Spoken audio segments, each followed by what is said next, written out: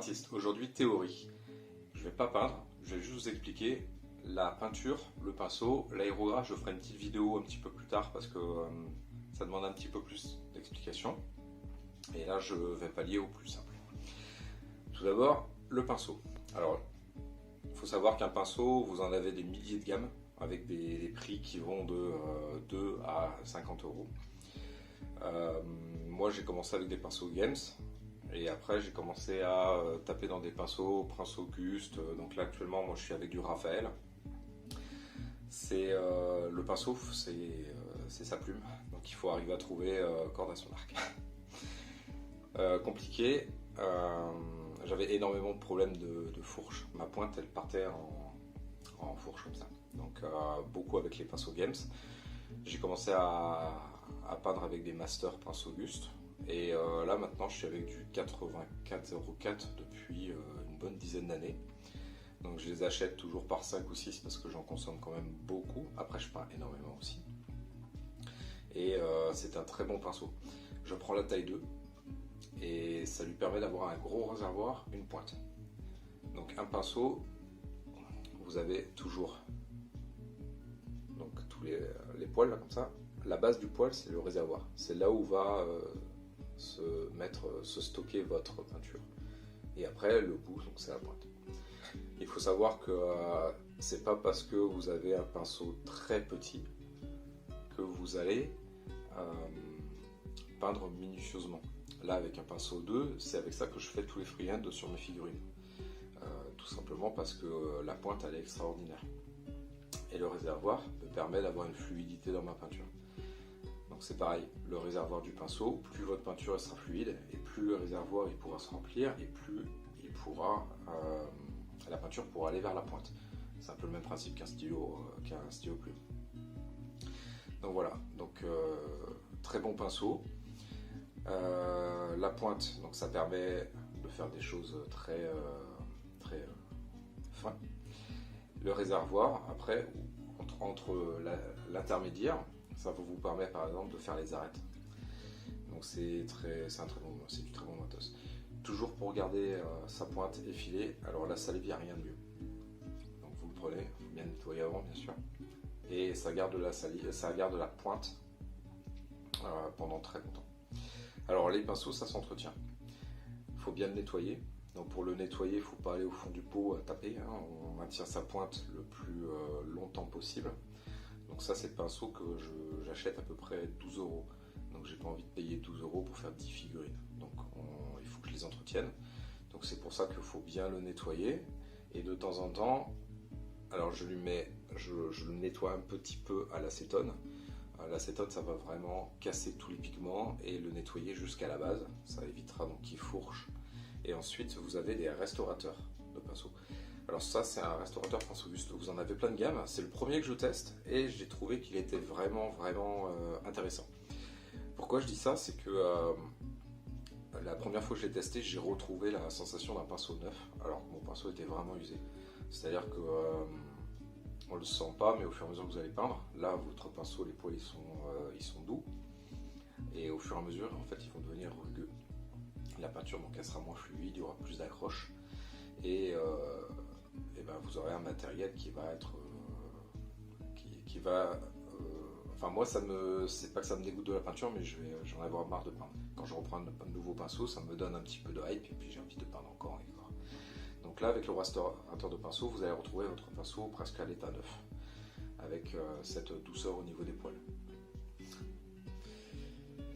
Donc ça c'est pour le pinceau. Un autre outil, c'est le coton-tige. Ça, je vous montrerai un petit peu plus tard. L'aérographe, donc grosse présentation plus tard. Et ensuite la peinture. Alors la peinture, moi je fais toutes mes sous-couches à l'aérographe. Pourquoi? Parce que déjà elle est plus fine. Et j'ai tellement eu de soucis avec les bombes de peinture que ce soit des jets... en fait ça dépend du temps, ça dépend de beaucoup de choses et puis la qualité de la bombe. Et j'ai eu beaucoup de soucis, du coup j'ai préféré commencer à l'aérographe. J'ai acheté un aérographe à l'époque pour sous-coucher mes figurines. J'en suis venu à les peindre avec maintenant. Et puis au final, c'est au niveau rentabilité et surtout au niveau du prix, il n'y a rien à voir. Une bombe de prix, que ce soit Army Painter ou Game Workshop, vous en avez à peu près pour 15 euros. Là, un pot comme ça, vous en avez pour 20 euros. Mais là, je commence à le finir. Ça fait presque 6 mois, même plus peut-être. Et j'ai fait au minimum 300 figurines. Je dis 300, mais je pense que je suis loin du compte. Que ce soit du gros géant ou petit fantassin. Et puis ça va peut-être plus vite. Enfin, c'est plus délicat. Vous allez vraiment un petit peu partout avec un aérographe. Donc c'est bien, mais c'est rentable. 20 euros, 300 figurines avec les bombes. Juste en faisant de la sous-couche, si vous avez énormément de figurines chez vous, que vous peignez énormément, c'est très rentable. Donc là, je vous ai sorti le noir, le blanc. Sachez qu'après, il y a pas mal de petites déclinaisons de sous-couche. Moi, je n'utilise que ces deux-là, parce qu'après, je fais de l'azénithal. Donc ça, je vous apprendrai ça aussi dans une vidéo pour l'utilisation de l'aérographe. Et après, des peintures, vous en avez toute une gamme. Alors, je vous ai sorti toutes celles que j'ai testées. Moi, j'aime bien tester toutes ces gammes de peintures. La Games. Donc, la Games, c'est une valeur sûre. Par contre, leur peau, je trouve ça nul. Alors, avant, je trouve que plus ils sortent, ils ont soi-disant amélioré leur gamme de peau. Moi, je trouve que c'est pire en pire. Et elle sèche. Alors, c'est une des peintures les plus chères. Et en plus, vous utilisez que la moitié du pot si vous ne mettez pas du liant à l'intérieur. Donc voilà, si vous avez ce problème de peau qui sèche, avant que ce soit vraiment tout sec, et que quand ça devient bien pâteux, vous mettez du liant à l'intérieur, vous le mélangez, puis vous faites durer votre peau jusqu'au fond. Parce que bon, je prends le Bestial Bone par exemple, le Lich Bone, alors je crois qu'il a changé de nom maintenant, ça c'est les peaux, vous utilisez la moitié, et après il faut jeter le reste. Donc avec du liant, vous le mélangez, et puis vous essayez de le faire durer. Les encres, ça sèche pas, et elles sont magiques. Donc si vous aimez ça, moi j'aime ça et j'en consomme énormément, j'en ai toujours 2-3 pots à la maison. Alors il y a la contraste maintenant, la contraste j'en ai pas mis parce que je l'ai pas utilisé, ça me convient pas. Après je l'ai pas utilisé donc peut-être que c'est miracle, mais c'est vraiment pas mon type de peinture du tout. Par contre j'ai des copains qui n'ont pas un niveau très costaud en peinture et qui me font des miracles avec, c'est vraiment des miracles. Donc après si cette gamme elle vous va, gardez cette gamme, ne changez rien. Et après donc là plein de pots. Alors la Prince Auguste je l'utilise depuis longtemps, je trouve qu'elle a un très bon pouvoir couvrant, par contre elle tient pas trop. Alors après bon, Prince Auguste c'est connu pour peindre des figurines plutôt de collection qui vont dans la vitrine que des figurines de jeu. Donc la peinture elle tient un peu moins bien. Donc ça c'est la gamme Color, elle est pas mal. Alors je vous ai mis 2 pots, pourquoi? Parce que le bleu turquoise c'est un de mes pots préférés et je peins que mon bleu turquoise avec. Le rouge il est très bien mais il a un petit aspect brillant, donc après en le mélangeant à d'autres figurines il retrouve son mat, mais bon après ça reste un bon rouge également. J'ai testé Skalcolor, bien aussi, c'est une bonne gamme.